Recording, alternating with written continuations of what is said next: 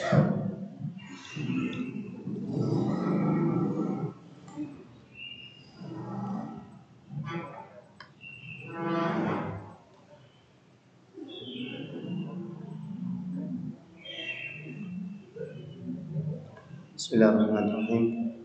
Assalamualaikum warahmatullahi wabarakatuh. Alhamdulillahirabbil alamin. Wassalatu wassalamu ala nabiyyina Muhammadin wa ala alihi wa sahbihi ajmain.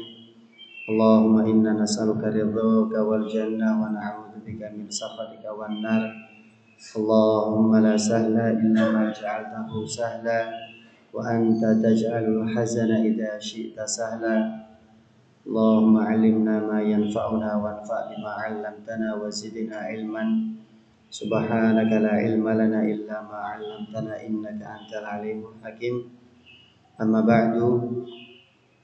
Ya ayyuhalladzina amanu taqullaha haqqa tuqatih wa la tamutunna illa wa antum muslimun.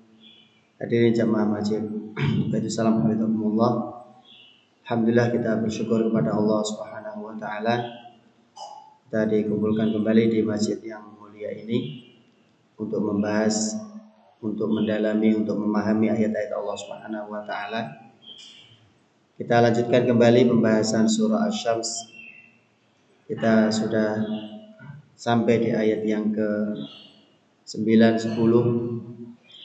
Sebelumnya Allah Subhanahu wa taala di dalam surah Asy-Syams ini banyak sekali bersumpah, banyak sekali memberikan penguatan, memberikan penegasan ketika Allah ingin menyampaikan bahwa qad aflaha man zakkaha, sungguh beruntung orang yang mensucikan jiwanya, mensucikan dirinya. Maka ketika Allah ingin menyampaikan pernyataan ini, Allah harus mengawali, mendahului dengan bersumpah atas beberapa hal. Setidaknya ada 7, ada yang mengatakan 9. Allah bersumpah dengan 9 hal tersebut. Qad aflaha man zakkaha, sungguh benar-benar beruntung orang yang mensucikan dirinya. Wa qad khaba man dassaha, dan sungguh merugi, celaka orang yang mengotori jiwanya. Di pertemuan sebelumnya kita sudah sampaikan tazkiyah, pensucian itu setidaknya ada 2 proses, ada 2 rukun. Yang pertama adalah takhliyah, yaitu mengosongkan atau menghilangkan atau membersihkan. Kalau yang kotor sudah dihilangkan, kalau yang kotor sudah dibersihkan, maka baru at-tahliyah, yaitu diisi atau dihiasi.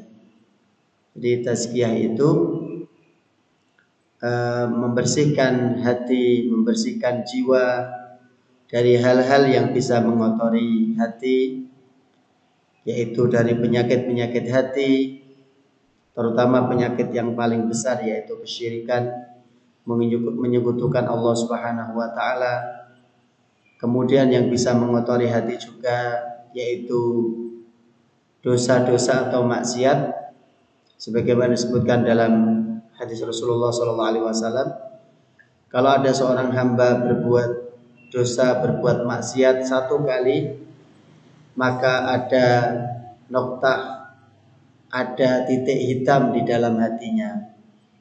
Begitu dia melakukan dosa lagi, melakukan maksiat lagi, semakin dia melakukannya, maka noda hitam, titik hitam yang ada di dalam hatinya akan bertambah.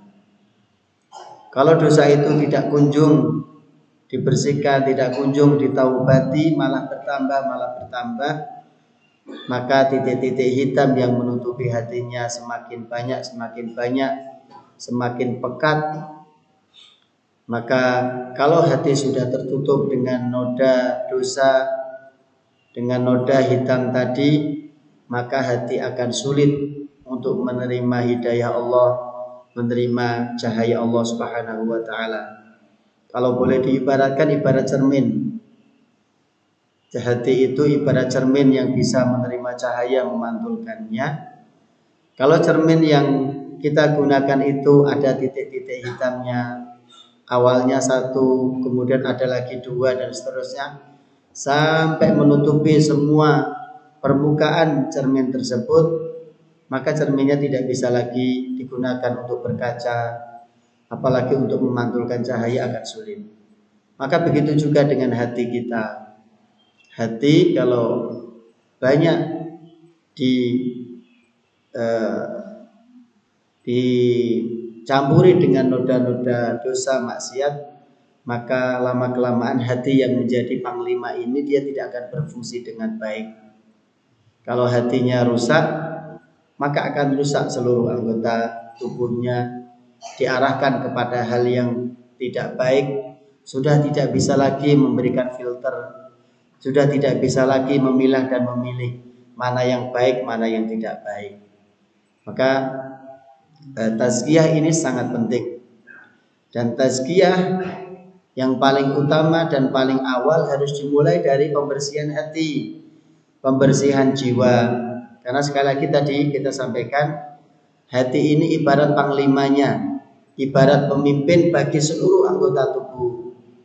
Nah, kalau panglimanya rusak, kalau panglimanya berpenyakit, maka secara tidak langsung pasti akan berimbas kepada yang lain. Ibarat kendaraan mungkin ya, mesinnya rusak, mau setirnya sebagus apapun, mau bannya sudah ganti dengan ban yang terbaik, tangguh di segala medan sekalipun, nah kalau mesinnya rusak, mesinnya sudah tidak bagus lagi, dia tidak akan maksimal. Mau penampilan luarnya, aksesoris terbaik misalnya. Nah kalau mesinnya sudah keropos, sudah bobrok, ya kendaraan mau penampilan sebagus apapun ya ujung-ujungnya akan dongkrok, tidak akan berfungsi dengan baik. Begitu juga dengan hati sebagai panglima tadi. Hati harus mengarahkan mata, harus kepada melihat yang baik.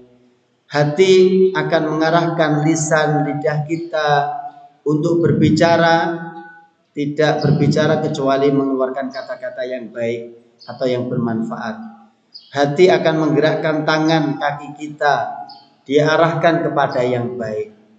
Karena nanti ada musuhnya hati yang juga akan kita bahas insya Allah di kesempatan kali ini.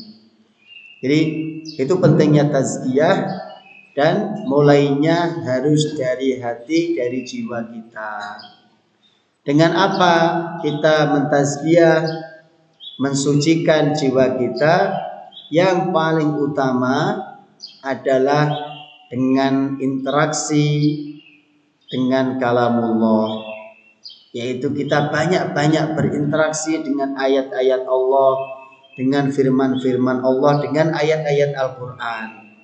Interaksinya diawali dengan membacanya, kemudian membaca arti atau terjemahannya, kemudian kita memahaminya, mentadaburi sampai kita punya kesimpulan, oh ayat ini ternyata Allah menginginkan saya untuk berbuat ini.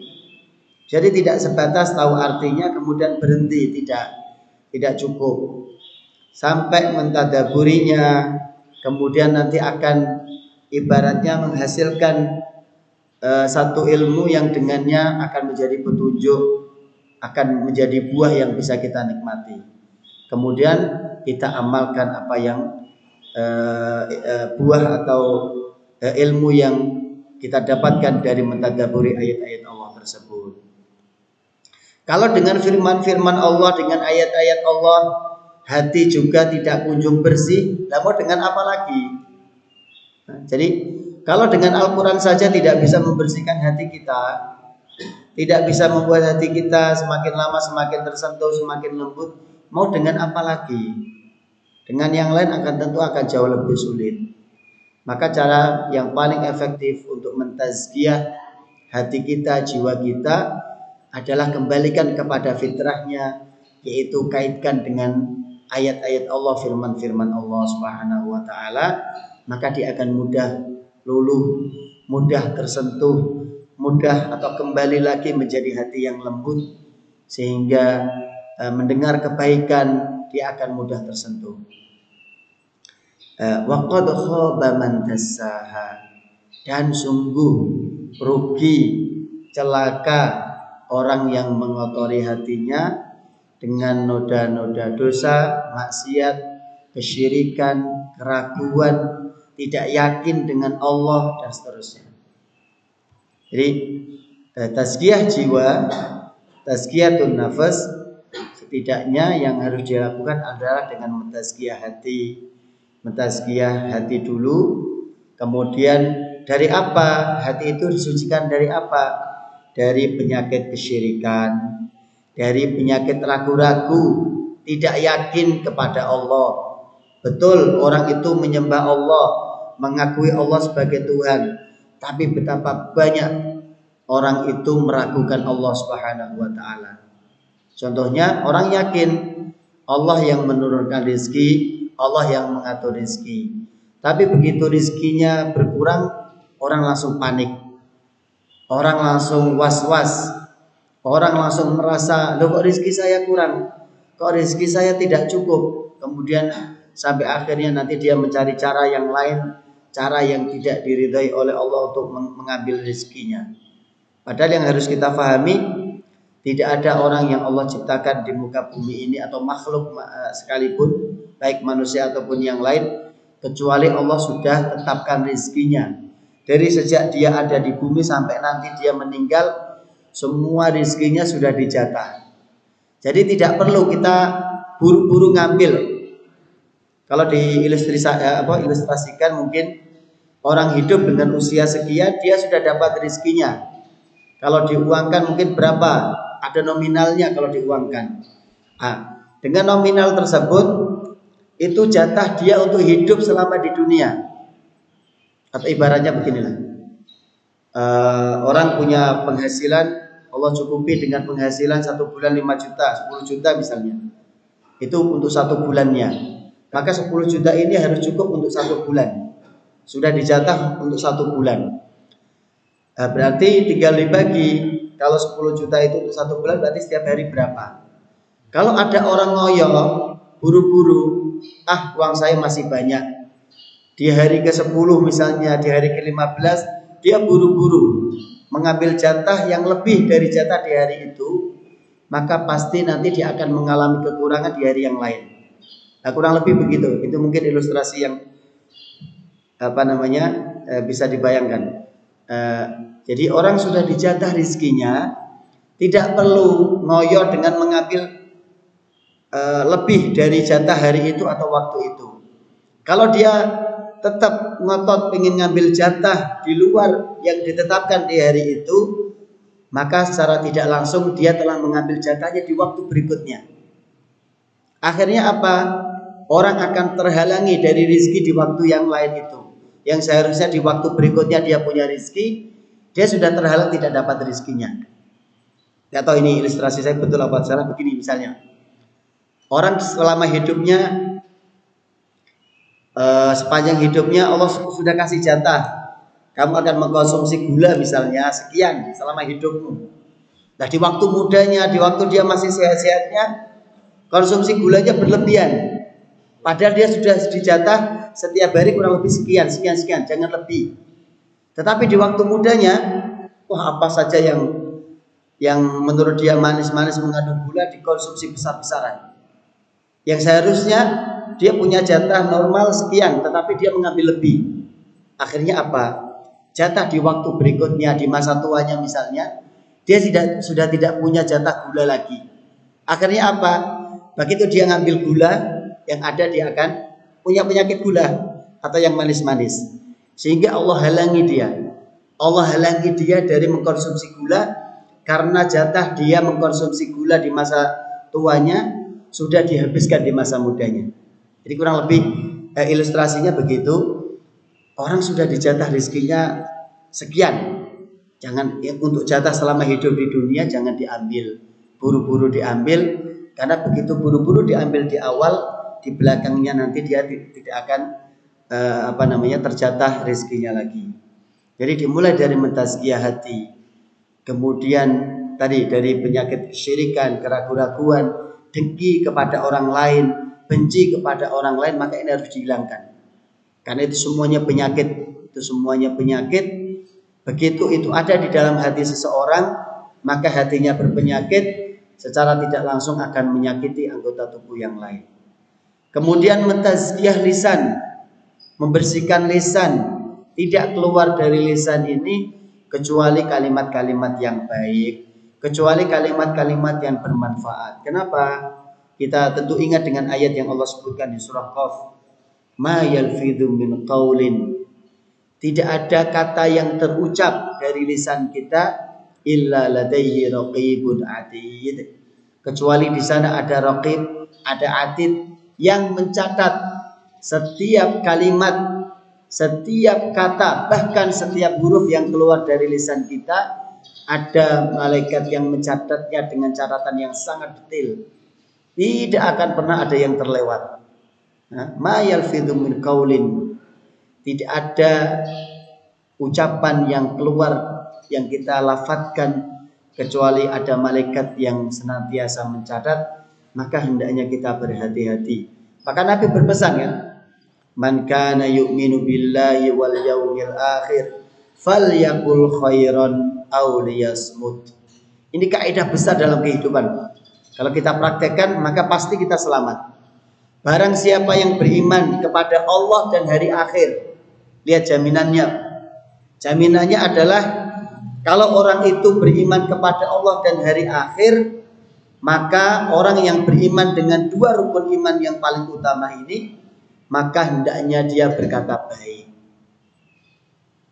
Kalau berkata baik susah, berkata baik berat, auliyasmut, maka lebih pilih diam saja.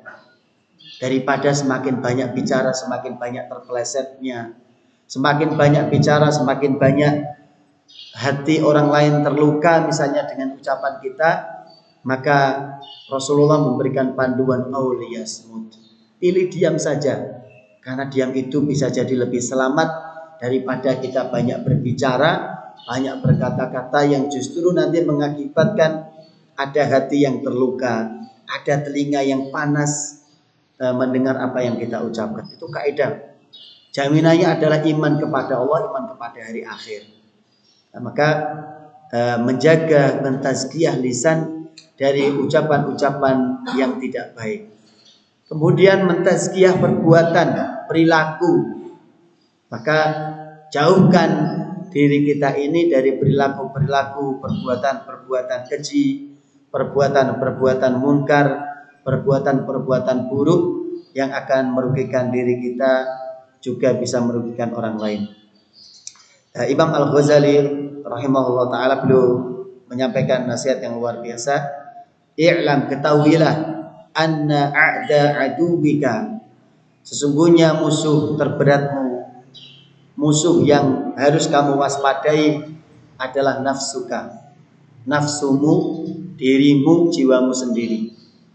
Jadi ini nasihat luar biasa.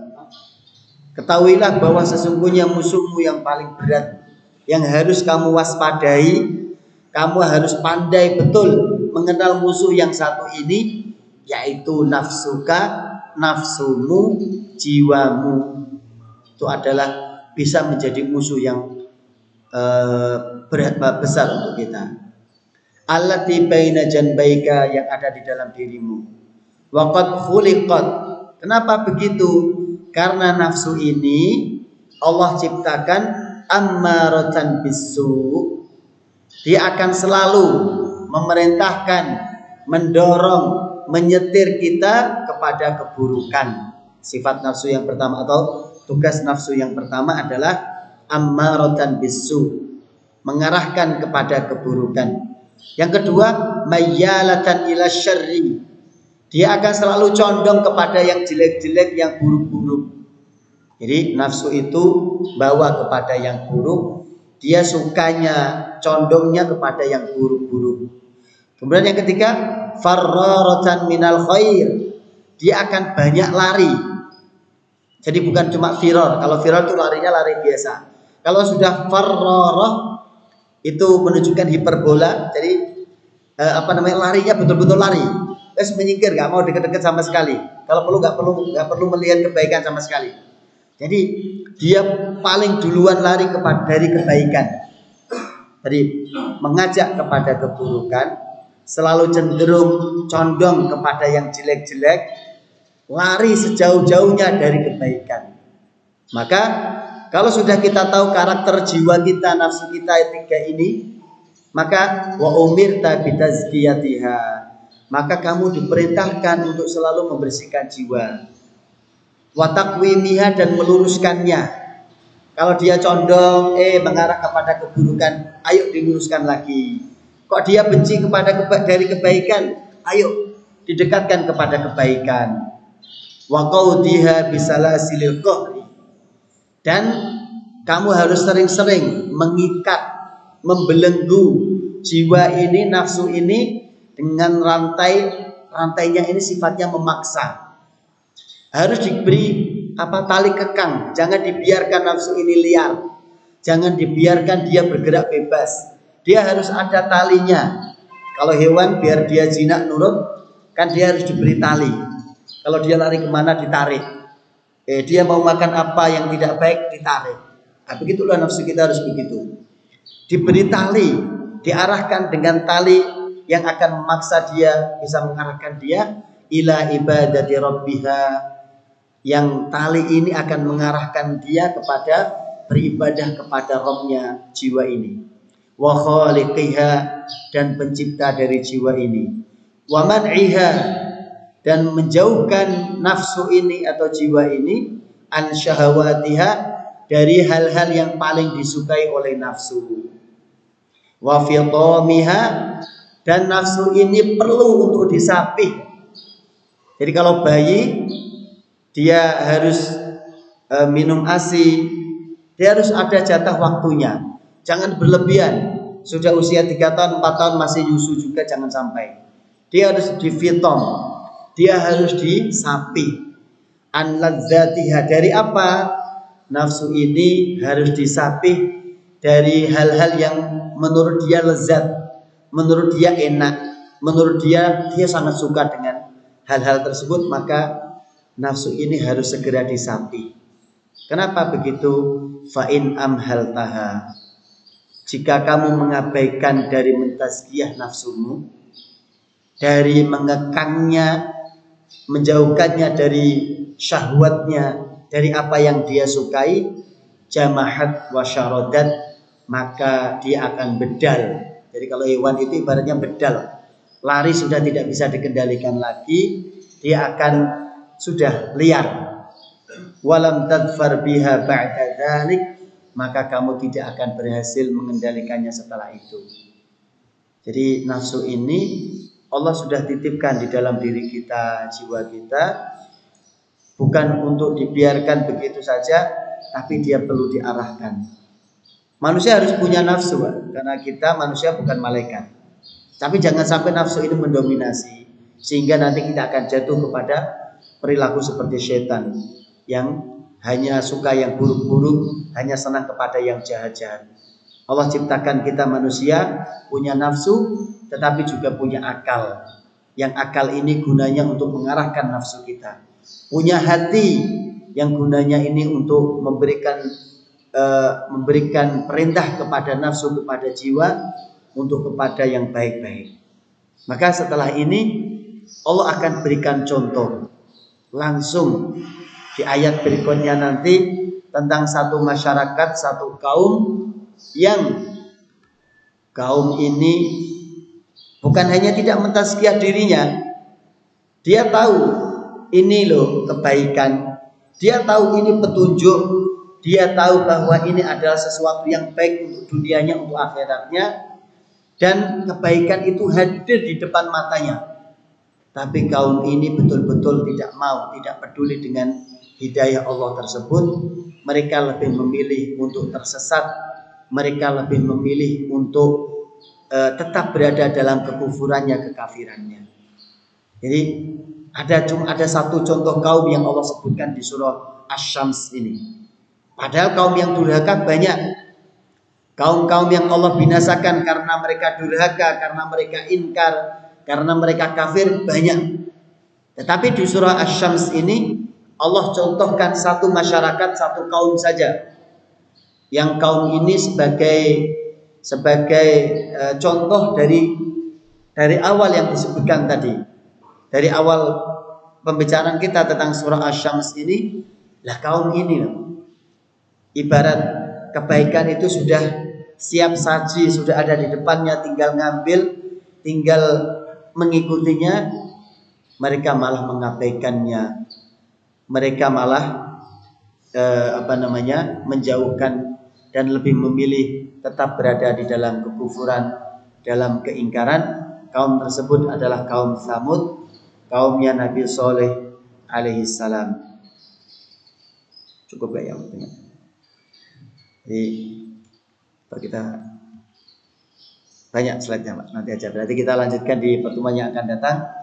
Ini salah satu hikmahnya, salah satu munasabahnya, mengapa Allah cuma menyebutkan satu kaum ini, memberikan contoh satu kaum ini di surah Asy-Syams ini.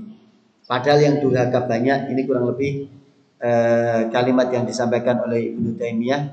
Beliau mengatakan kaum Tsamud ini masyarakat atau kaum yang Allah hadirkan untuk mereka petunjuk hidayah di depan matanya langsung. Mereka menyaksikannya, mereka hadir, mereka melihatnya dengan matanya sendiri. Ibaratnya mereka bisa melihat hidayah itu dengan jelas seperti mereka melihat matahari di siang bolong. Artinya tidak ada keraguan-raguan, tidak ada lagi kesamaran. Hidayah sudah datang di depan matanya. Tapi dasar mereka kaum yang ingkar, mereka mengabaikan hidayah Allah tersebut. Justru mereka malah nanti berbuat hal yang membuat hidayah Allah ini pergi sejauh-jauhnya, sehingga mereka menjadi masyarakat yang layak untuk dibinasakan oleh Allah, menjadi masyarakat yang layak untuk ditimpakan azab kepada mereka oleh Allah Subhanahu wa taala. Maka ini nanti menjadi pelajaran besar bagi kita. Jangan sampai Allah hadirkan kebaikan malah kita tolak kebaikan itu. Jangan sampai Allah sudah arahkan kita, jarak kita dengan kebaikan itu sangat dekat, tetapi kita malah memilih berpaling. Seperti apa insya Allah kita akan sampaikan di pertemuan yang lain. Wallahu ta'ala alam bishawab. Kita semoga ada kebaikan, ada petunjuk, ada ilmu yang bisa kita dapatkan, kemudian kita terapkan untuk keluarga kita, untuk kehidupan kita, menjadi bekal hidayah yang akan menerangi kehidupan kita di dunia ini, dan semoga mengantarkan kita kepada kebaikan di kehidupan akhirat kita. Amin ya rabbal alamin. Kita tutup bersama-sama dengan baca doa kafaratul majelis. Alhamdulillah. Subhanakallahumma bihamdika asyhadu an la ilaha illa anta astaghfiruka wa atubu ilaik. Kurang dan lebihnya mohon maaf. Assalamualaikum warahmatullahi wabarakatuh.